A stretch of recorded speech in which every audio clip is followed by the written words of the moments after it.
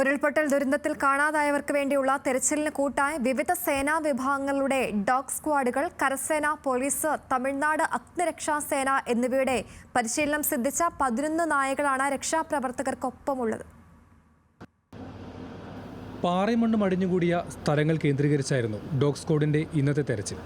യന്ത്രങ്ങൾ എത്തിച്ചേരാൻ ദുഷ്കരമായ മലയിടുക്കുകളിലും കുന്നിൻ ചെരുവുകളിലും തെരച്ചിൽ നടത്താൻ ശ്വാനസേനയുടെ സേവനം ഉപയോഗപ്പെടുത്തി.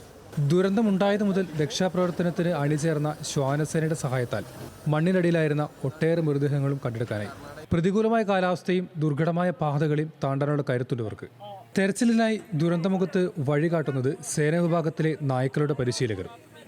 വയനാട് ഡോഗ് സ്ക്വാഡിന്റെ Maggie, Kochi city police dog സ്ക്വാഡിന്റെ മായ, ബർഫി എന്നീ നായകളും ദൗത്യത്തിലുണ്ട്. നിലമ്പൂരിൽ ഇടുക്കി ഡോഗ് സ്ക്വാഡിന്റെ ഏഞ്ചൽ എന്ന നായയും തെരച്ചിലിനുണ്ട്.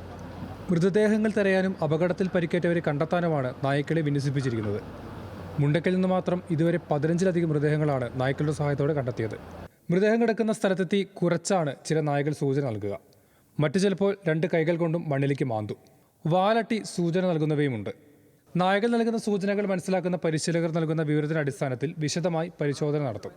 കൊക്കയാർ, പെട്ടിമുടി തുടങ്ങിയ ദുരന്തങ്ങളിലും കേരള പോലീസിന് ഡോഗ് സ്ക്വാഡുകൾ ഏറെ സഹായകരമായിട്ടുണ്ട്. ന്യൂസ് മലയാളം, വയനാട്.